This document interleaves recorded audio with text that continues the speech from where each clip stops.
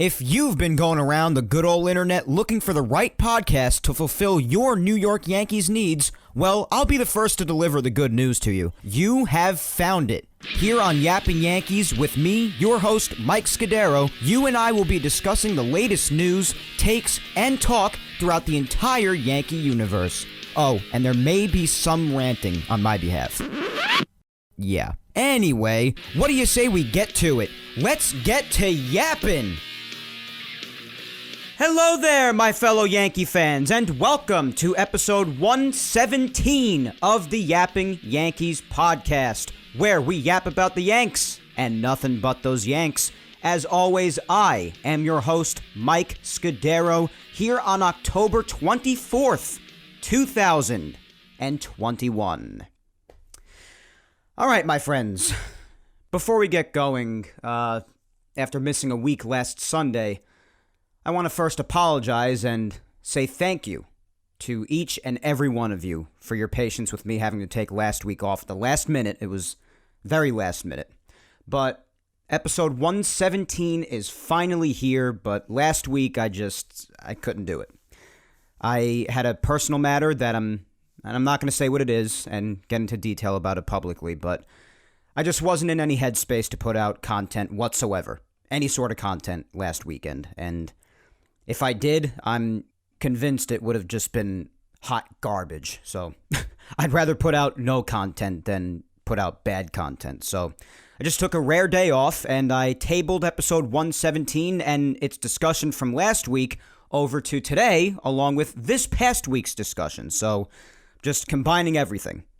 And besides, I'm sure my nuclear season-ending episode from 2 weeks ago held you over well anyway. So with that being said, I want to welcome you to my third year of off-season episodes here on Yapping Yankees, starting with this one today. Since I started this show in May or June of 2019, I did the 2019 off-season, last year's off-season, and now starting with today, of course, the 2021 off-season.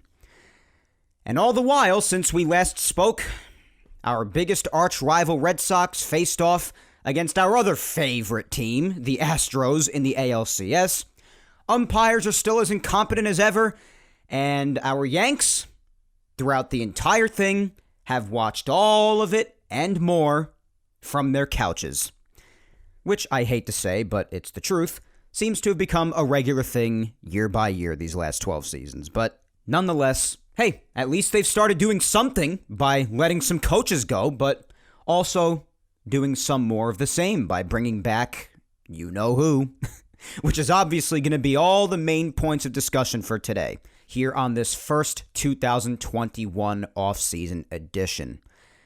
And I was actually going to start the off-season by talking about Aaron Boone primarily, but then decided to push that to this week, what would have been episode 118, because of the coaching news from last week, but then last week was an off week where I was going to discuss the coaching and then start today with Aaron Boone, so now I'm just combining all of it. But since we got the coaching news, we're going to start with that first, guys, and then we'll talk about Aaron Boone. And I've also got more planned beyond that. But first, just before I finish setting the table for you, just for any newcomers to the show who haven't heard any prior off-season episodes, I briefly mentioned it last week, but obviously with no games anymore until spring training, just so you know, the format of the show changes a bit, my friends. Obviously, overall, especially on slower weeks, the episodes are going to be shorter, duh. And there aren't any games to recap. So, for the most part, it's just me setting the table for you, like right now. Then we've got the social media segments with the main topic or topics of the week.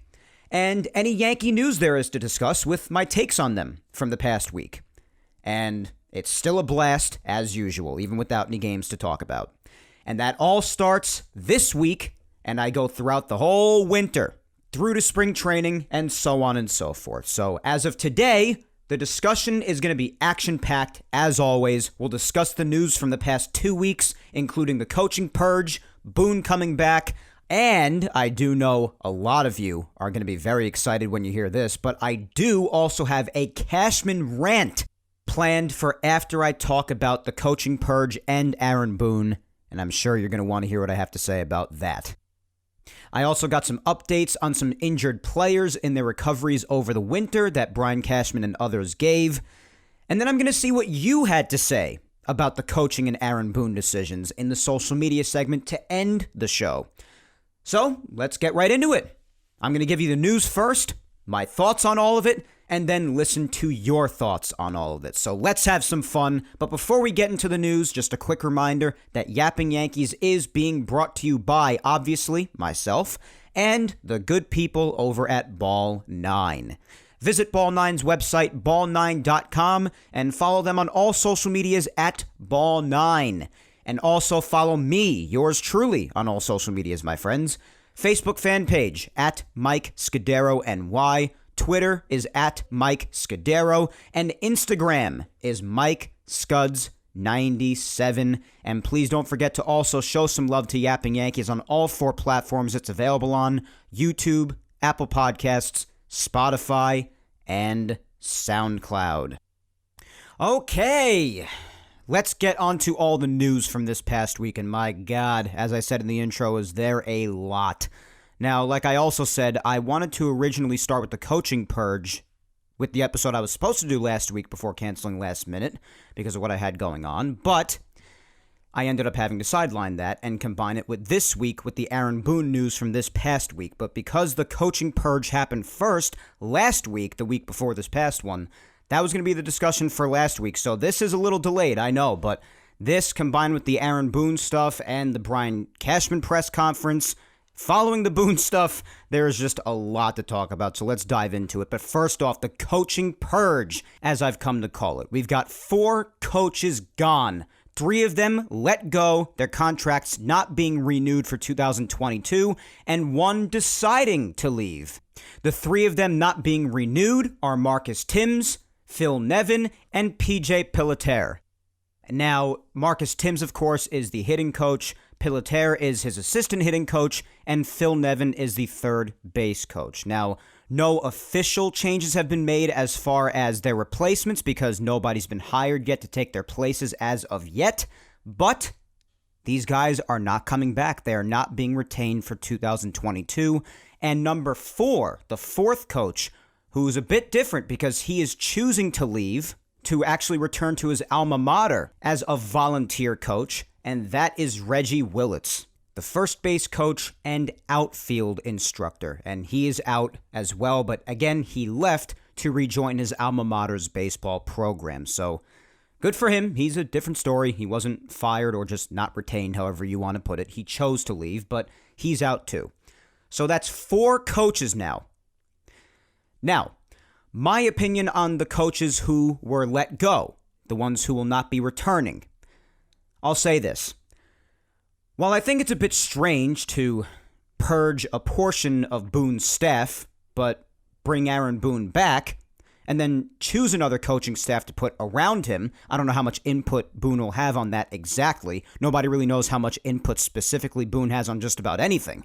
But regardless, I just think it was a little strange to purge all these guys and or let Reggie Willits go. I mean, that was a decision on Willits' part. I'm not saying that's on the Yankees or anything, but you get what I'm trying to say. Letting these guys go and or not retaining them or whatever the reason may be, these 4 guys being gone while deciding to keep Boone around, while I think that was a little strange with how the offense is mainly, I mean, in my opinion, these moves can't hurt, I guess.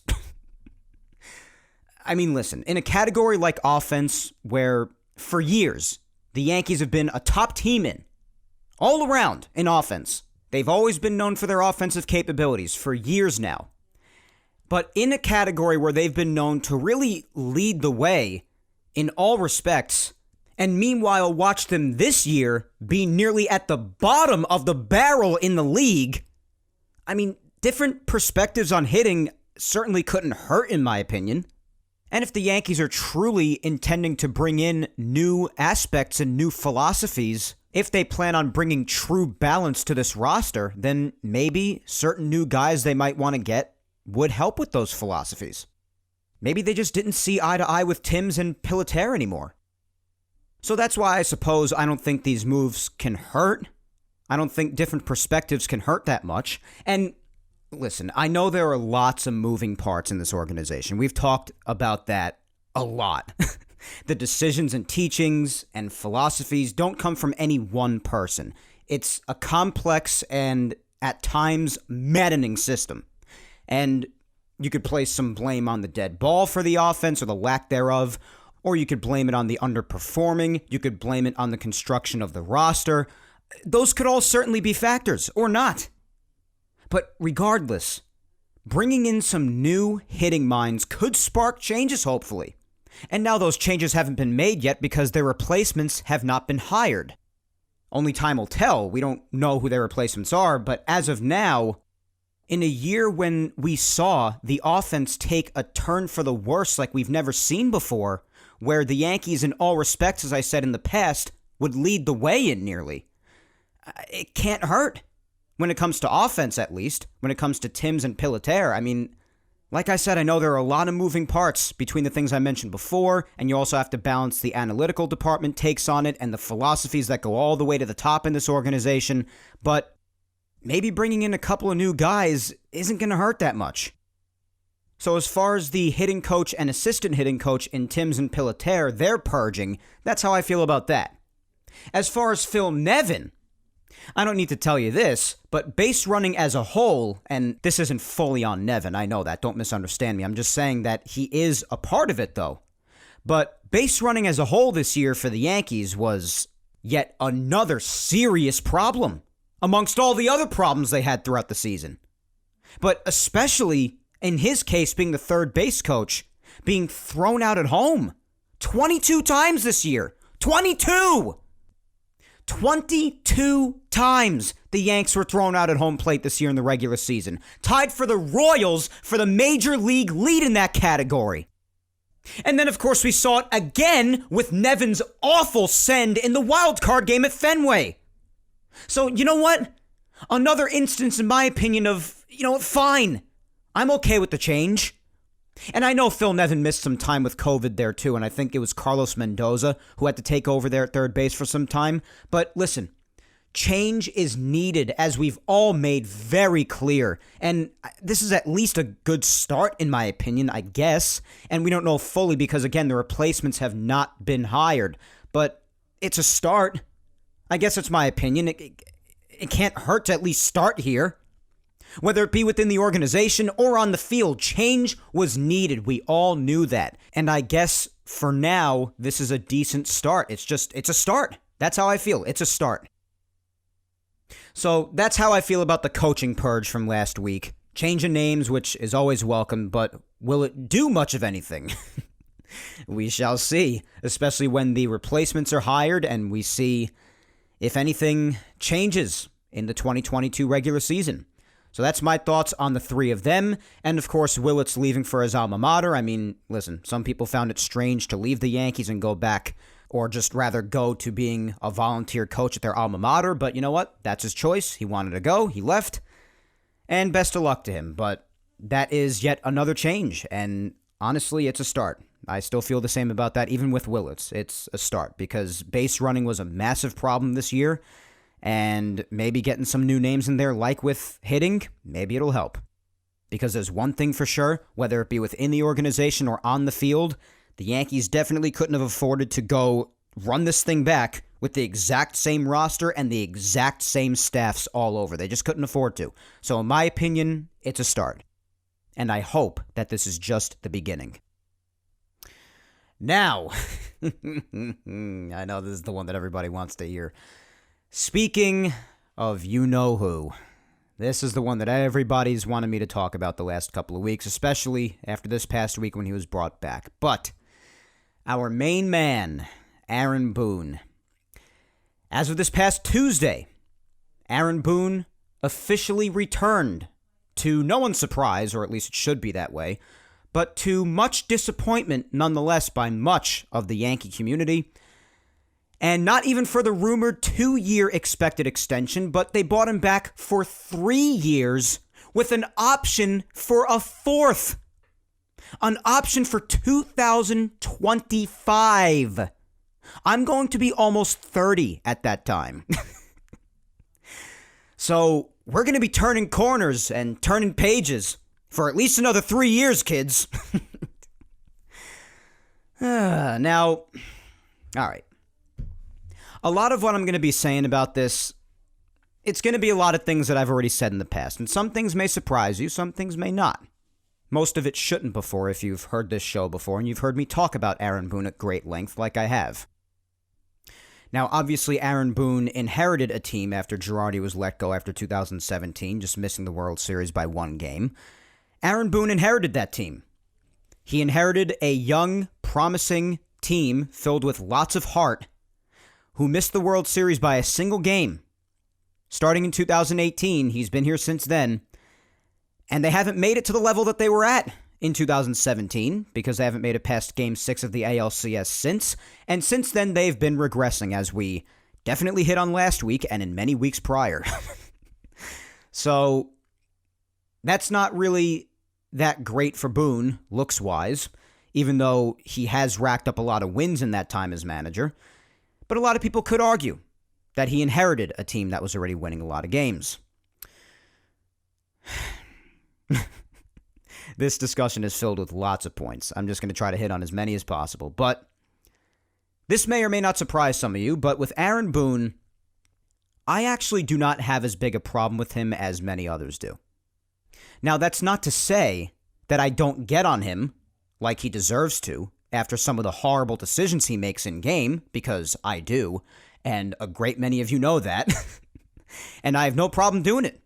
Just like I don't have a problem doing with any other sort of coach or leader in any of the teams I root for, even outside the Yankees. I'm not afraid to do that. And they should be held accountable, just like Aaron Boone should. So when he makes those awful decisions, I'm on him, like white on rice, like he deserves to be. But I actually don't believe that everything that's happened with the Yankees is his fault. Are there certain games where decisions he makes definitely plays a big part in the outcome of the game? Sure. Every manager has that every now and again. But I don't blame him for what's happened as much as a lot of other people do. I don't think Aaron Boone is the big problem. I've said many times before that the Yankees have a lot of beliefs, philosophies, and approaches that originate from either around him or above him in this organization. I do believe that, and I still do, even beyond this extension, which does surprise me, don't get me wrong.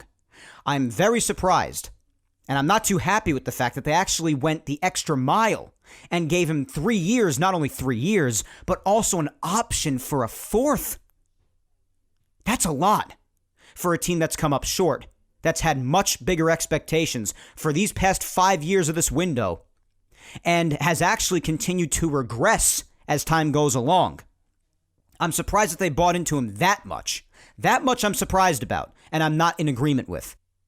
I expected an extension after the Yankees at least made the playoffs via the wild card, even if they went home right after. But if you remember me saying a lot throughout the season, a lot of what I said was that if the Yankees don't even make the playoffs, they may even be forced to make a change at manager with Aaron Boone, even if they do say that he would have been a very desired candidate if the Yankees were to let him go. A lot of rumors saying, that the Padres would take him in 5 seconds, or other teams, he'd be the number 1 managerial candidate. Fine.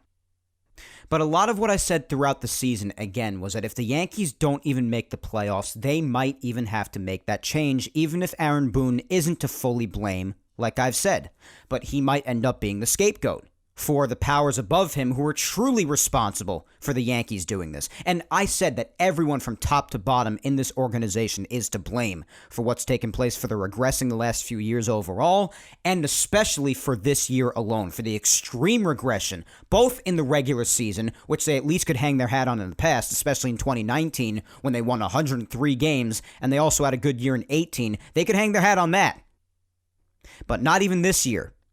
This team, I think, was expected by many to not only win the pennant and even the World Series, but to also just crush the regular season, win the division with maybe 100-plus wins, and they won 92 games, and a great many of those 92 wins were as if everyone was getting their teeth pulled. So this year was definitely, while the Yankees still had a winning season, especially given expectations, it can't be argued that this past season, 2021, was a massive disappointment. I don't want to hear any debate on that. And I did say that if they didn't even make the playoffs, the Yankees might have to make a change at manager. But since they did make the wild card, I did say since they managed to make the playoffs, even if they do get eliminated in the wild card game, which of course they did, then they'll probably find a way to bring Aaron Boone back. Because they made the playoffs. They can hang their head, oh, we made the playoffs. Because that's what the Yankees view nowadays as successful. They make the playoffs, then that's fine. So when they made the wild card game, I then expected an Aaron Boone extension. I didn't know it for sure, but I expected it. And I was looking for around 2 years. That's what I was expecting to come out from the Yankees. But 3 years and an option for a fourth, that surprised me. I didn't expect him to buy in that much. And that, I think, is the main thing that got the Yankee community upset. And I can't fully blame anybody for being upset. Because while I don't believe Aaron Boone is the main problem, because there are a lot more moving parts here, as I said before, I do understand what he represents. And like I've said in the past, I mean, he doesn't represent the problem, the big problem. But a lot of people can say, and I have a tough time arguing with this, but these are my words. A lot of people could say that he is the mouthpiece that's representative of this organization's often passive mindset about their shortcomings. Aaron Boone's a good communicator. I think it's pretty obvious that's what he was primarily hired to do, even if he is starting to run out of those little expressions he uses every time the Yankees come up short. And I think Aaron Boone's a good guy. I don't have a problem with Aaron Boone, the guy. This is just discussion based off of him as a manager, as a baseball man. But to be honest with you, I can't argue with people who say that Aaron Boone returning, and for this much time no less, is a sign that the Yankees are not willing to change much. It could be that. Or it could be that they just truly blame their shortcomings on the players, which we know could definitely be a factor because Hal Steinbrenner said as much even throughout the season. He blamed the Yankees and their underperforming on the players, which a chunk of it definitely belongs to them. They're the ones out on the field. They are. Not arguing that much. But there's also plenty of other blame to go around between the philosophies, the fundamentals, the construction of the team that the rest of the organization at large needs to take responsibility for. That's what I've emphasized, and that's why I blame it a little bit on everybody. Nobody is exempt of blame in my eyes. No one. But I do not think that Aaron Boone is the problem. Because, like I said before, we don't know how much input Aaron Boone has with the decision-making in this organization. But one thing I can tell you is that everybody is basically more or less positive that Aaron Boone is not the end-all, be-all. Even as the manager. Even if in some other organizations the manager has more say, that's not the case here at the Yankees. The Yankees have a lot of moving parts. I've said this a lot today already. And I've said this in past weeks. They have the higher-ups. Hal Steinbrenner dictating how much money can be spent. Brian Cashman doing what he can with that money, whether he succeeded or failed with it. He succeeded in some areas and failed in others. And especially in the grand scheme of things, with the Yankees not winning a single title since 2009, and that being the only one they've won in 20 years, I mean, in that case, Brian Cashman has mainly failed in this century. He really has. But he has also made his individually good moves in that time, and also his bad moves. But that's his responsibility, to use Hal's money to the best of his ability to put a winning team on the field. And also to enforce his own beliefs, too, because, trust me, a lot of the fundamentals and a lot of the philosophies of this team and the way they go about things, it comes from Cashman, too. Which also leads me to something else I've said in the past when it comes to Aaron Boone, that if he is to not come back, that as long as Cashman sticks around, because the Steinbrenners love him so much, they clearly trust him with the organization, then they would probably just hire somebody else just like Boone is now anyway. So you've got to take that into account. You have the scouting departments, you have the analytical departments, you have the coaching, you have Aaron Boone, and then of course you have the players themselves. Between all the departments, the front office, the players on the field, there are a lot of factors in this team. A lot of moving parts. It's a big machine going on. And the last few years, it's been a regressing machine. But because there are that many moving parts, and we know Aaron Boone probably gives some input, obviously. I'm not saying he's a total puppet, but he definitely doesn't give anywhere near all the input. He's not the end-all be-all by any means. And we've even had it confirmed by the Yankees themselves that they have a bunch of different people in on their decision-making. Aaron Boone is not the only problem. And that's why I don't have as big of an issue of him coming back as much as other people do. I think the 3 years and an option for a fourth is a bit much. I'm not going to argue that with anybody. But I think this team's got much bigger problems than just Aaron Boone. Whether those problems are above him, amongst the higher-ups in the front office, which I think is very valid, whether it be around him with his coaching staff, which definitely could be as well, or with the players, who definitely share the blame themselves. And I think them bringing him back, no less at all, but especially for this much, really does enforce the fact that the Yankees do believe that the main problem with this team, even while clearly thinking that some coaching changes could change some things, it was the players. I think that's safe to say.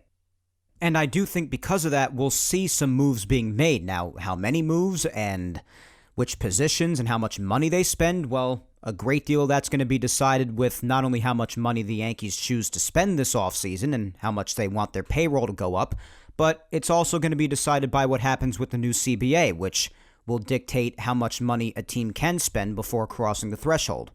So there are a lot of things still at play here, all of which, again, we're going to be talking about all winter. Don't worry about it. But when it comes to this, I think it's obvious that the Yankees really, truly blame the players more so than anything.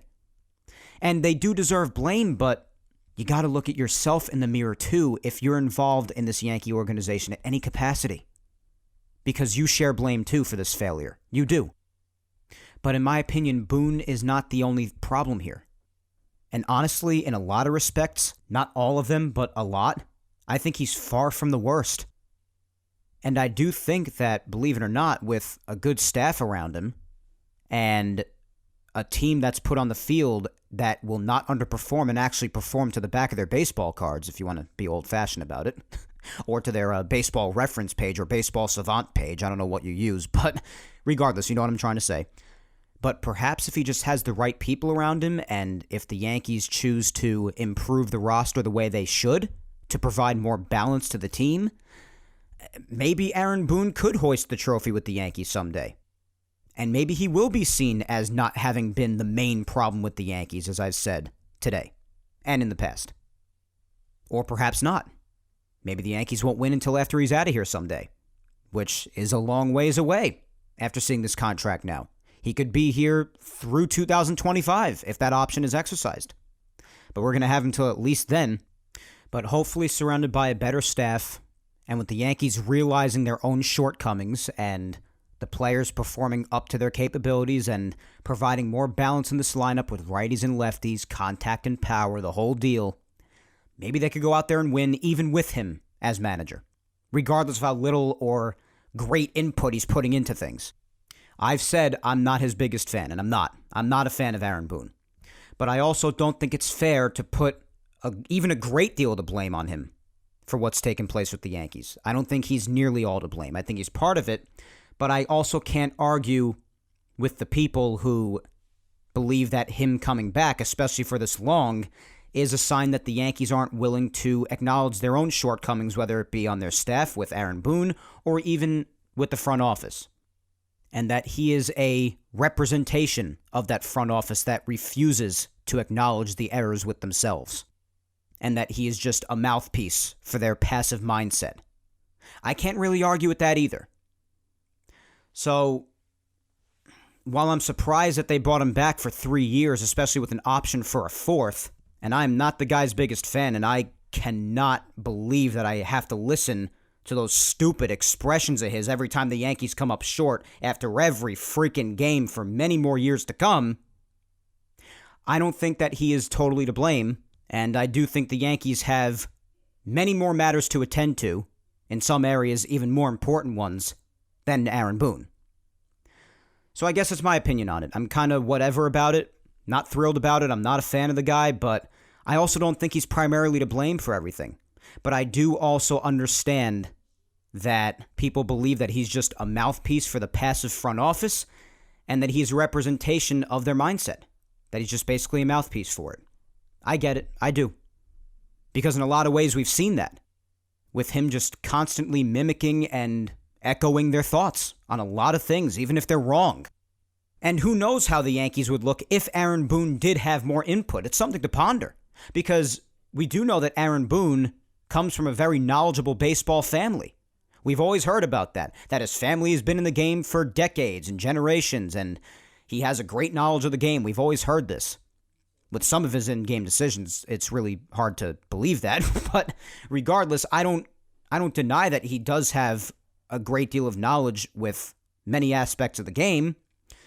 But I also do disagree with a great many things he does in-game.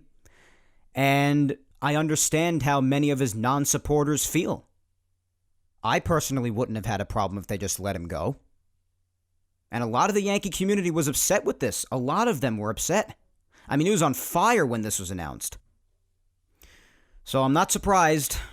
I'm not really thrilled either, although I'm not just totally defeated by it. But nonetheless, Aaron Boone is back for at least another 3 years, at least, because of that option for a fourth. But those are my thoughts on it, really. I guess those are my thoughts. Now, as of the day that this was announced, of course, Brian Cashman also took to the podium alongside Boone and others. Obviously, Hal Steinbrenner spoke as well, but Cashman spoke, and as I said before, I do have a great deal to say about him and a lot of the updates and statements he gave as well. But he did give his updates amongst the rest of his usual rhetoric and his monotone, condescending voice at Tuesday's Zoom press conference. And some may consider what I'm about to say next nuclear. Fine, but I'm going to say it anyway. Because I was tired of this before, and I only grow more tired of it as time goes along. As the GM of the New York Yankees, the general manager of the New York Yankees, saying how dare anybody question when someone commits the dollars that Hal does, because that's one thing that Cashman said. He said, I hate to say this, but how dare anybody question Hal Steinbrenner when it comes to the amount of dollars he spends? Well, Brian, not only are we talking about the New York freaking Yankees here, who should be prepared to do whatever it takes this offseason, especially after a massively disappointing season like this one, when you all also stayed under the luxury tax, but also, perhaps, as many including myself have said, maybe it's on you who manages that money. And yeah, you said yourself that it's on you. But I'll do you one better, Brian. How dare you say how dare to anybody, any fan who loves this team and just wants to see success, and although nobody's forcing them to, invests their time and money while you and your organization that you have an insane amount of say over continue to come up short every year as we head into year 6 of this window and continue to regress every year. How dare you say how dare to anybody? Take it down a notch, my man, because I've got news for you. You're obviously not going to win every single year. No team does. I know that. But stop acting like you've earned that tone of voice you use towards the criticism that you've earned. You've won one whole title in the last 20 years as Yankees general manager, while talking about that dollar amount being given to you to spend that you say how dare people question. So maybe, even though you've had your good moves, no questioning that, I'm not denying that. I always give credit where credit is due. But maybe do the job better to the point of another championship and experience success in your ultimate goal again. Because guess what? When you do that, when you succeed in anything in life, that's usually when the noise dies down. That's when people shut up. Because when you're winning, they don't have anything to criticize. At least not the reasonable people like me. Easier said than done, I know. But my point with this rant is take the tone that you haven't earned down a notch as you continue to win nothing. and instead take the criticism that you have earned, figure these things out as we again head into year 6 of this window and continue to regress, and let's bring another damn trophy back to the Bronx so that you can earn that tone that you've used. So that you can earn those words that you've said when you say, how dare anybody, as you and your organization that you have a great deal of say over continue to come up short. So take those strong words and that tone of voice of yours, take it down a notch until you've earned it by winning something outside of a wild card berth in a year that you were supposed to at least win the pennant, which you also have not done in 12 years. And instead, take the criticism that you have earned, figure out how to use that money that Hal gives you to put a winning product on the field and a good staff in the front office and in the dugout, and let's bring a World Series back to the Yankees. That sound good enough for everybody? That was harsh, I know, but I couldn't stand when Cashman said, how dare you? I know what he meant by that, but that just dug me the wrong way. It dug me the wrong way. It grinded my gears. It really, really did. And I've been holding this in for days ever since he said that. I don't like when someone who's earned criticism and just is not looking themselves in the mirror and is instead attacking other people who are just investing their time and money in their passion over this organization and going after them and saying, how dare they do anything? This is on you, Brian, and this is on your people. You're the ones failing every year. Don't say how dare you to anybody. And I acknowledged before that you said that you understand that this is definitely on you mainly because you construct the roster, and I appreciate that. So maybe you have done some looking in the mirror, but then you go and say how dare you to everyone else? I mean, you're a person, you can say whatever you want to anybody, but what gives you the right to have that sort of a mindset towards people? What winning warrants that statement?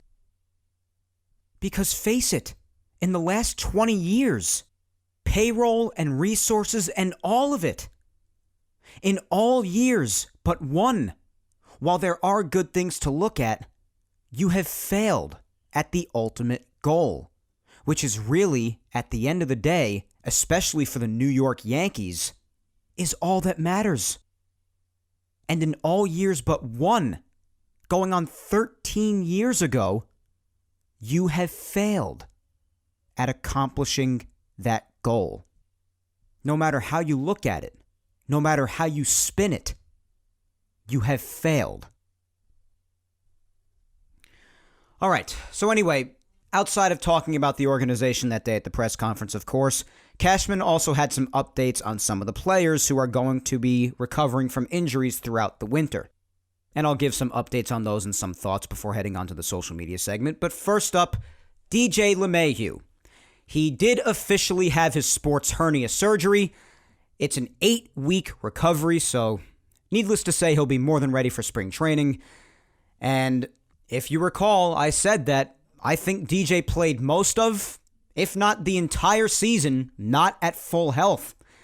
So we'll see if this surgery is a difference maker and we see at least somewhat of a return to 2019 and 2020 DJ, because if he does return, at least at some capacity, despite this past year just really mimicking a lot of what we saw of DJ in prior seasons throughout his career, then I think we can at least assume that he did not, in fact, play a chunk of the 2021 season healthy, and that it could have been a factor in why we saw him come back down to earth from the player that we saw the 2 years prior.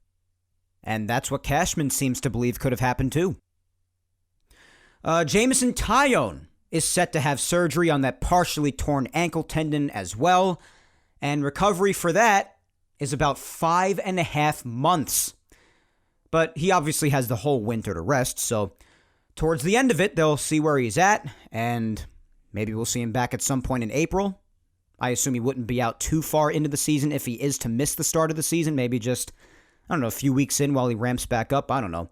But the good thing is that it's happening now, and he has the entire winter to rest, so they'll see where he's at when all is said and done at the end of the winter. Aaron Hicks. Yes, Aaron Hicks, in case you forgot about him. who missed the vast majority of the season with the wrist surgery, if you remember, that he got very early on in the year.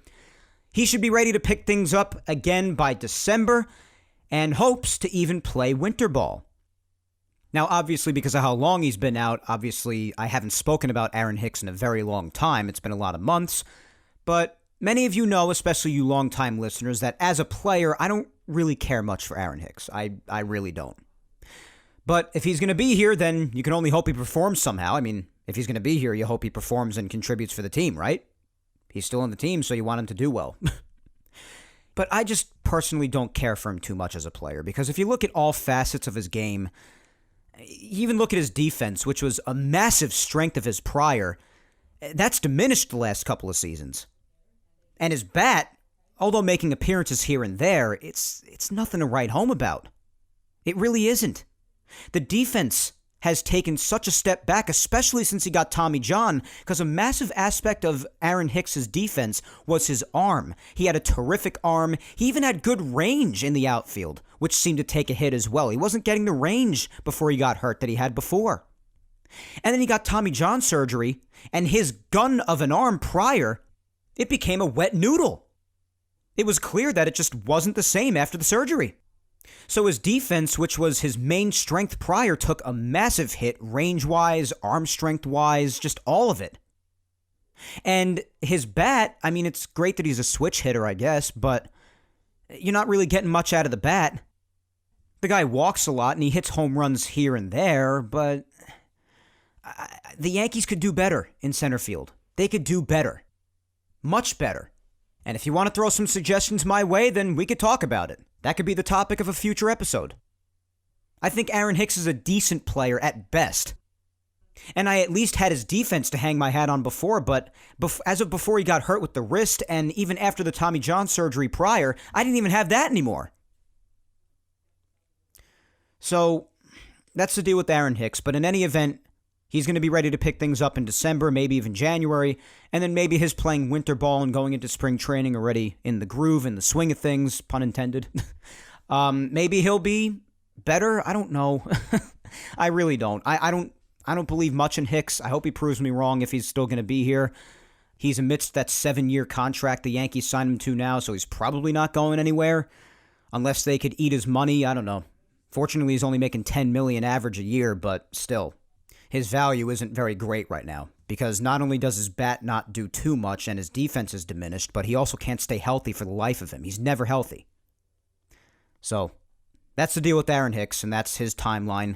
He'll pick things up in December or January and then play winter ball after that. Luke Voit, if he's still here by then and doesn't get traded this winter at some point, which I expect him to, is expected to be ready by spring training, and we've spoken at length about how he was used in the second half when he was healthy, or how he wasn't used, I should say, and how he could possibly be traded, especially if he wanted out, which many fans, including myself, wouldn't blame him for, despite how low his value may be because of his inability to play defense or stay healthy much of the time. But the guy could still hit. And that's why some people were saying, including myself, how many times did I scream this, that you could have played Stanton in the outfield much more often. Stanton did great out there. You could have had Rizzo at first, and you could have had Voit DHing. But they chose to just not do that. They chose to not use the one aspect of his game that was good, even amidst him being really hot at the time and winning the Player of the Week award. They decided not to use Luke Voit's bat. But we'll see what the offseason holds for him. But if for some reason he is still here, he would be ready for spring training despite his injuries. The latest one being to his knee.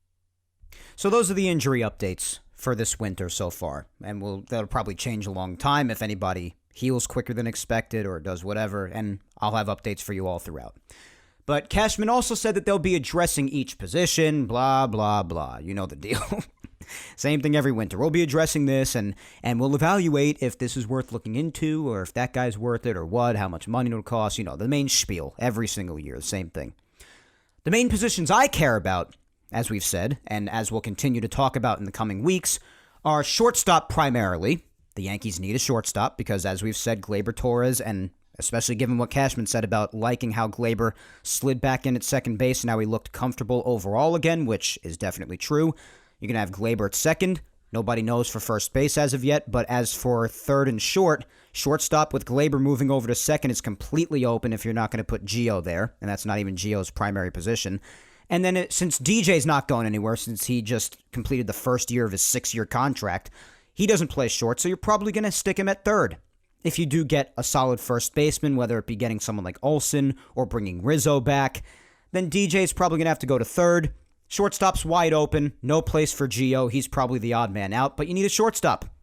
And this winter, you got guys like Correa or Seager or Story out there, or maybe even a lame defensive stopgap before Volpe or Peraza down in the minors are ready to go with someone like Andrelton Simmons. And just a little spoiler alert, shortstop is the position we're going to be tackling for next week's episode, so just hang tight on that. But you also have catcher, you even have that. Are you giving up on Gary Sanchez or not? And if you do, who do you get with the limited catching talent out there? First base, with Rizzo being a free agent following the end of the World Series, do you bring him back? I mean, I probably do if the price is right. Or do you get someone like Matt Olson? What do you have to give away for a guy like Olson, a terrific first baseman with years of control left? You're going to have to give away a lot. Frazier and Andujar are not going to get it done. As much as the Yankee community wishes it would, I got news for you. It's not. So stop saying that. Whether you're just saying it to be funny or whether you're saying it to be serious. Stop. If you're serious, it's not going to get done. If you're trying to be funny, you're not. That's all there is to it. But do you bring Rizzo back, or do you get someone like Olsen? Or maybe if you don't want to stick DJ at third, you want to keep Gio and get that all-star shortstop. You want to put DJ at first. You could do that too. There's a bunch of different ways you could do this. But they mainly rearranged this infield in the hopes of Gleyber being their shortstop for the future, which obviously spectacularly failed. And even Brian Cashman acknowledged that. Didn't go the way he had hoped, he said. Well, now you got a problem. With Gleyber having to shift back to second base, you're going to have to figure out what to do about shortstop now, and what you're going to do at first and third as well. It's a lot, guys. The list just goes on and on about what the Yankees could do this winter. And so much can happen, my friends. The operative word being can. Doesn't mean they will. But now, after giving my opinions on the coaching purge, Boone returning, and hitting on Cashman's updates and his statements, now, to end the show, I want to hear from you in this week's social media segment with what the Yanks have done with the coaching staff so far and bringing Boone back. I want to hear your thoughts. So let's go on over to Twitter. We'll read maybe, 10, something like that, 10 replies. See what you, the listeners, the fans, the passionate fans who just want to see another damn championship, think about what the Yankees have done so far at the very beginning of their offseason with the coaching staff so far and Aaron Boone. And that's what I asked you to comment about. What are your thoughts on the coaching purge and Aaron Boone sticking around? First up, we've got Rob at Laker477. And Rob says, I'm extremely happy that they're making changes with the coaching staff. As far as Boone sticking around, well, my mom taught me not to use the words necessary to express my true feelings. Fair enough. And when it comes to Aaron Boone, I expect to get a lot of replies of this. I do. Like I said before, the Yankee community, when it comes to this, was on fire about it. I expect a lot of replies like that. I really, really do. Up next is at Omaha Yankee Fan 1, saying, I expect some lineup turnover, bringing Boone back. It was clear that the players are taking the fall here based on Hal's comments earlier this year. The question is, how big of a turnover will it be? Yeah, that's the question, and that's exactly what I said before, especially given Hal's segments earlier in the year, or statements, I should say. It really is obvious that, alongside some of the coaches perhaps too, since they chose not to retain some of them, that the blame is mainly being put on the players. I said the same thing, and it is obvious that that's the case, man. I agree. And there probably will be moves done, but who knows how many and who they are. That's the deal. And who even knows who they are for the coaches either, because the coaching replacements have not been announced yet.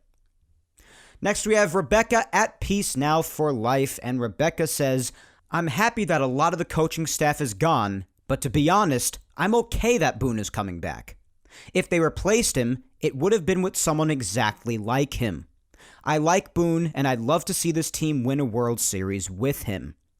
That was a point that I made before, Rebecca, as well, and I said that I said that many weeks prior throughout the entire season, and even before the season started, I think, that if the Yankees were to get rid of Boone, as long as Brian Cashman and many of the higher-ups in the front office remain, that's just what it's going to be. It's going to be a bunch of Boones being hired, in my opinion, because that's just the way the Yankees are going now. So even if they got rid of Boone, I agree, Rebecca. Like I've said many times, it would probably be someone with a very similar pedigree to him. Very similar. I agree with that. And like I said, maybe with the right people around him, under him, above him in certain areas, maybe they can win with him. I mean, that's what you hope for. All that we're rooting for here, collectively, no matter what we agree on and disagree on small or big issues with the Yankees, we're all collectively rooting for that one big goal in the end, a championship. And if they could figure out how to win one with Aaron Boone, then great, just win one. All right, up next is at B Bear. I have no idea how to pronounce that, but I'm just going to go with that. And they say, purging the staff neuters Boone. That makes keeping him worse than firing him, and I wasn't necessarily in favor of that. Well, yeah, that's what I said before, too. I mentioned something along the lines of thinking that it was a little strange to not retain the people he chose, but then keep him around, and then choose the people for him. Maybe he'll have some input on who he chooses to replace them, but it was a little odd to me, but maybe they can make it work. Maybe they can. At SirGerm88 says, I have no problem with the coaching firings, but why give Boone 3 years and an option after 3? Is Cashman really that power hungry as general manager? I said it too. I said that the 3 years with the 4th option year it was surprising to me too. I didn't expect them to buy in on him that much. Since they made the playoffs, I assumed they were going to bring him back, and I was saying to myself, maybe they'll do something like 2 years or something. 3 years with an option for a 4th, that surprised me. So, while I wasn't surprised he was coming back, I was surprised with the contract. So I hear you there. Vince at VJL33 is next, and Vince says, it was mostly a player problem. Cashman will make a few adjustments. Boone's game time decisions and holding players accountable with consequence must get better too, though. Yeah, I think that's fair. Like I said, I think everyone's to blame, and the players are too. A great many of them underperformed this year, maybe with the exception of Judge and Stanton, who just carried the team, especially down the stretch, even into the playoffs. But hopefully Cashman will make those necessary adjustments, and Boone's decisions, which I even said I get on him too, like I do anybody who's in charge of the decision-making with any teams that I root for, just as anybody else does with their respective managers and whatnot. I do the same thing, and they should be gotten on for that, and hopefully his decisions do improve, and holding players more accountable. But he always goes to bat for the players, Boone, and that's probably partially why the players do love him so much. They have a great relationship with him. That's all they ever talk about. The players love him. The organization loves him. You hear that all the time. So I do agree with your comment, Vince. Very fair all around. At MountainGal456, my good friend Tina says, I'm fine with the coaching purge. Also, I'm fine with Boone staying. Even with some of his bonehead moves, the players made enough of their own bonehead moves too. It wasn't all on him. Injuries didn't do us any favors either. Players have a good relationship with Boone, so there's that. Yeah, that's pretty much a recap of everything I've said, Tina. That's fair, and especially with everybody having a good relationship with him, you better believe that means a lot to the Yankees too. That's a chunk of why he's back as well. Because especially with Girardi, you always hear about how hard he was on Gary Sanchez per se. Meanwhile, if that was true, I mean, that was when Girardi was here, that was the last time that Gary Sanchez was a dominant catcher. But that story aside, yeah, I guess how well the players get along with him, that must mean a lot to the organization because they mentioned that a lot, how much they love him and everything. But you're right. Injuries didn't help. A lot of it's on the players too. You're right. It does fall on Boone somewhat. It does. He's not exempt of it. No one is, like I said. But they got bigger things to attend to than Aaron Boone, in my opinion. Mark at BXHoyT55 says, I guess we have to live with it, but a hitting coach with a new philosophy could help. Yeah, it could. I mean, who knows? We won't know until the season starts with the new hitting coach and the new assistant hitting coach, too, since both were let go this offseason in Pilatera and Timms. But, yeah, it could. I mean, who knows? It can't hurt to see. At J Hirsch 99, and they say, I can't believe it's come to this, but the Yankees should have taken a lesson from the Knicks. The improvement in the team last year versus the prior year under Fizdale should be instructive. An experienced coach with a plan can make all the difference. Well, listen, I myself even said how much I'd like for the Yankees to finally hire someone who's been there and done it before. I would like that. But you also have to realize that the way the Knicks choose to run things and the way the Yankees choose to run things organizationally are in completely separate galaxies. So the Yankees aren't just going to do that, but I understand, I guess. At NYY Sportsfan 96 says, I like that Phil Nevin is gone because the Yankees ran into a lot of outs at home this season when they had a chance to score more runs. And as for Boone, I didn't want him back, but here we are. Nothing we can do about him being back. Listen, with Phil Nevin, with the outs at home, I mentioned that as a thing too. I did, even if a part of those were also when he was out from COVID. But it's a stat that can't be ignored. It is a statistic. Next we have, let's zoom through some more. At Jennifer NYC says, you know I hate it. I do not want to see Boone again, but here we go. Well, yeah, now I know you hate it. But yeah, he's back. At NYY1523 says, Boone was kept because he's the good guy and plays Cashman's game. He'll continue to do what he does with the media and front office. The new coaches will be the quote-unquote bad guys and be tougher on the players. Basically, Boone is the branch manager and the coaches are the supervisors. That's the way some people view the Yankee organization being run these days, and it's tough to disagree with that, the way that things seem to run from top to bottom, and you see and you listen, and yeah, that's the way some people view Aaron Boone. And like I said that before, it's tough to disagree with that given how things go and how things are said. And you hear certain things from people within the organization sometimes. It's tough to ignore sometimes. At Overreacting YA1 says, honestly, if Cashman is still the GM, I don't think it matters who the head coach is or manager, and I don't have any issue with Boone remaining. Yeah, like I said, Cashman has an unbelievable amount of say in how things go within this organization. He basically has the reins. We know that. So, and that's what I said before. As long as he's still there, you have to imagine that even if they replaced Boone, it would be with someone similar. That's just the way it's run. So yeah, I can't really say much to refute that. I really can't. My friend Spencer, musician DMD, says, I'm in the quiet minority of fans who support re-signing Boone. I understand how the more vocal New York Yankee fan feels, but I felt much of it was wanting change for the sake of change, and the belief that that would put the New York Yankees on track to a title. He won 92 games. The players like him. And in 2021, managing is very different compared to managing even 10 seasons ago. Tim's I had no problem with. Nevin is a good guy, but he sealed his fate sending 99 home in the wild card game. It was an irreversible offense. Yeah, I hear you. A lot of people do want change for the sake of change, but I think it's safe to say that for this season, especially given the expectations heading in, and rightfully so given the roster on paper, that 92 games was not that impressive compared to what was expected, number one. And number two, I think after a season that was as massively disappointing and coming up short as 2021 was, for the lack of a better term right now, I think it's valid to want change in certain areas, especially in areas like offense, when numbers were lower than they've been for years. And for what reason? I mean, you could throw any out there. Plenty of factors I threw out there before, and even more. So wanting change, I understand, but there are definitely some other people out there who definitely just want to change just for the sake of change and for no other reason.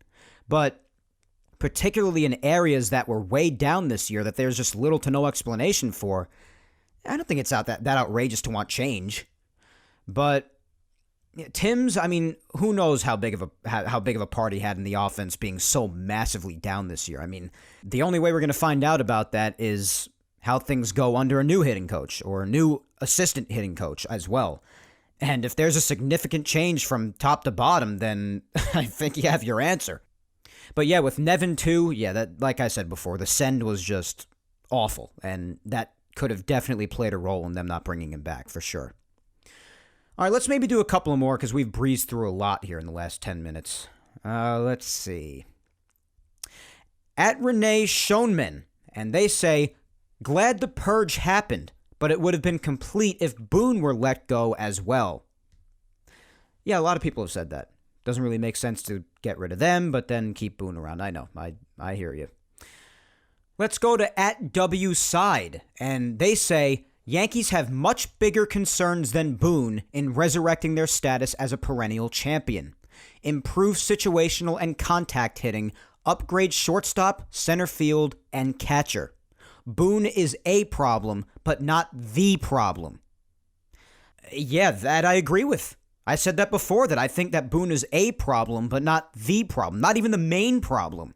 I agree with that. I really do. They need to improve things on the field, and maybe new philosophies in the coaching staff will help, but also in the front office. They deserve blame too, but you know guys like Cashman aren't going anywhere. So we just have to see, but I agree, dude. I really, really do. That comment is very close to my own thoughts. At DJ Minyard Inc. _ says, not surprised that Boone stayed. Honestly, not even mad about it because the Yanks' issues extend further than who the manager is. Yeah, I can understand that. I can. That's a lot of what I thought, too. I'm not a fan of Boone, and I wouldn't have cared if they let him go. I don't care. But, I mean, they have bigger problems. They do. Whether it be on the field or around him or above him. They have bigger problems. All right, I think I've done like around 15 replies. I've really flown through them. Let's just do a couple of more, and then we'll read a couple over on Instagram, and then we'll wrap this up. Up next is at Jason Flaum. And Jason says, love that they kept Blake. Pitching staff showed great improvement and resiliency this past year. Absolutely, Jason. And when I was talking, I think I even mentioned this last week. I don't know for sure, but I think I did. Or 2 weeks ago, I should say. I took off last week. That if they were to purge the staff the way they did, I mean, the only one that would make sense to keep is Matt Blake, because the pitching was better than it's been in years. And guys had great turnarounds, and he really just made this staff, whether it be in the bullpen or the starting rotation, really take those next steps and really helped guys master their craft. I mean, he did great. I mean, he deserves a lot of credit, I think. He's really the main and only one that makes sense to have kept around, so I agree with that. All right, one more. At Ronan1957 says, it's a joke. If they were serious about cleaning house, then Boone should have been purged along with the rest of them. Yeah, and I wouldn't have minded. Like I said, I wouldn't have minded if they gotten rid of him. But given the fact of who's above him, they probably would have brought in someone else just like him. So I understand. Like I said, I understand these kind of comments and the frustration. And that's why I also said that Cashman really doesn't have the right. I mean, he does, but because he's a person, he can say what he wants. Doesn't need some schmuck doing a podcast like me telling him what to say and what not to say. But it just isn't right to be able to get mad at other people for his own shortcomings and for being frustrated like this, because they've come up short every year. Not only in this window, but since 2009. Some years badly short. So I can't blame anybody for being frustrated. I just can't. And like you guys who aren't Boone fans, I'm not a Boone fan either, and I wouldn't have minded if he went. But there's also just accepting the other realities. How someone who's similar to him probably would have come in anyway. And that he's by far not the end-all, be-all in this organization. And while it might not make sense to get rid of the coaches around him and not him, getting rid of him wouldn't really solve all that much in my opinion either. Maybe it would change who's making some of the in-game decisions, yeah, and that does have an effect on certain games, I'm not arguing that. But in the grand scheme of things, he's not the main problem. Not with this organization. In other organizations, maybe the manager's more of a problem than in this one. But not this one. Not that much. That's just my take on it. But anyway, thank you all on Twitter who replied. I mean, there were so many more, probably triple or quadruple the amount that I went through. I mean, a lot of people just every week. You guys are amazing with the interactions. I just can't get to all of you. I'm sorry. But I tried to get to as many as I could. These were the ones that I saw. I went way over 10. I really try with you guys. I really do. But thank you all so much nonetheless for all of your interactions. If you want to see the rest of the ones that I didn't get to for yourself, then go right on over to my Twitter page, at Mike Scudiero on Twitter. Go down, find the tweet on my page, scroll, you know the deal. Find the social media tweet, and all of the comments are in the replies for you to see for yourself. But let's head on over to Instagram really quick. We'll just read a couple of replies on there to the same question, and then we'll end for today and move on to next week with the second episode next week of this off-season. Over on Instagram, obviously, again, same question. What are your thoughts on the coaching purge and Aaron Boone sticking around? First up is Grunt Talk Steam, and they say, good that the coaches are gone, but Boone being back isn't great. Regardless, we both know the roster needs a shakeup. Yeah, they do. They do, and we've spoken about it a little bit the last couple of weeks, but week by week for the rest of the offseason, we're going to go position by position and dissect it all, where the Yankees could improve and with who, and it's going to be good. It is. So I agree. The roster is very important to shake up. That's where a lot of the changes should come, along with the front office, even though you're really not going to see anything happen there.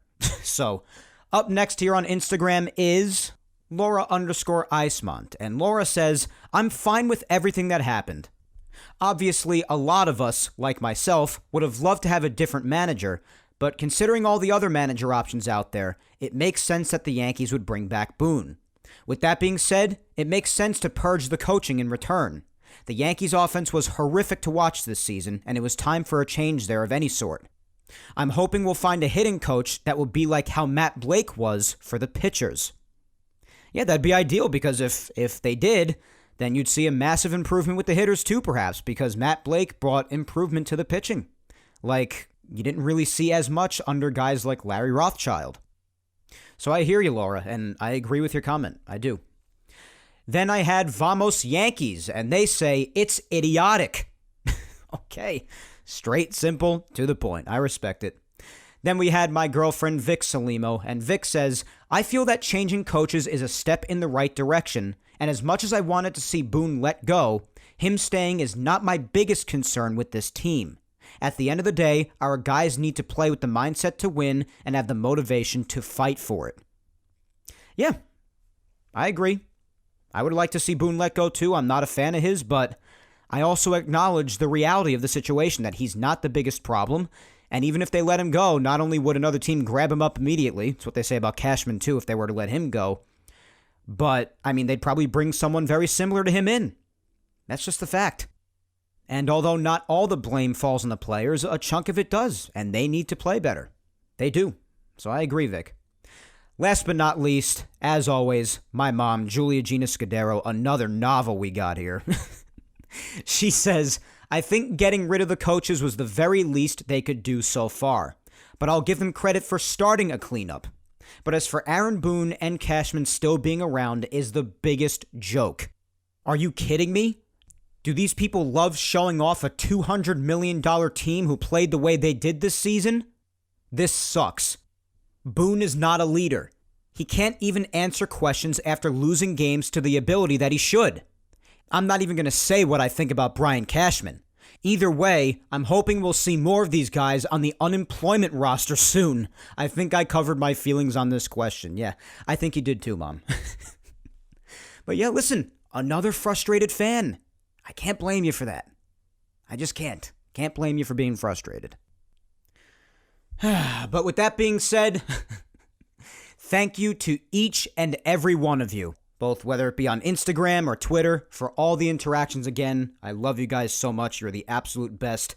This had a lot of discussion, and I know it was a longer episode for an off-season edition, but because I missed last week, I had to combine a lot of things between the coaching, Aaron Boone, and what Cashman said, and your social media replies and thoughts. So, as much fun as I had doing this episode, like always, that is all for episode 117 of Yapping Yankees today, my friends. Remember to follow me on all social medias, Facebook fan page at Mike Scudiero NY. On Twitter, it's at Mike Scudiero. And on Instagram, at Mike Scuds97. Subscribe to Yapping Yankees on all 4 platforms it's available on, guys. YouTube, Apple, Spotify, and SoundCloud. Leave a like below on YouTube if you're listening there. Leave a review on all others. Show it some love. And if you have the time, listen to the past Yapping Yankees episodes that you might have missed. Episodes 34 up to episode 117 today are available on YouTube, and all Yapping Yankees episodes, including today's, are available on SoundCloud, Apple Podcasts, and Spotify. Once again, thank you, 3,000, for listening to me yap today. As always, guys, I am Mike Scudiero, and I will talk to you next Sunday, October 31st, when I come at you with episode 118 of Yapping Yankees on the worst holiday, air quotes around holiday, of the year. And I am not accepting debate on that at this time or any time. But until then, guys, hang in there, be patient, please stay safe, look out for your loved ones, and enjoy your week, my friends. Take care.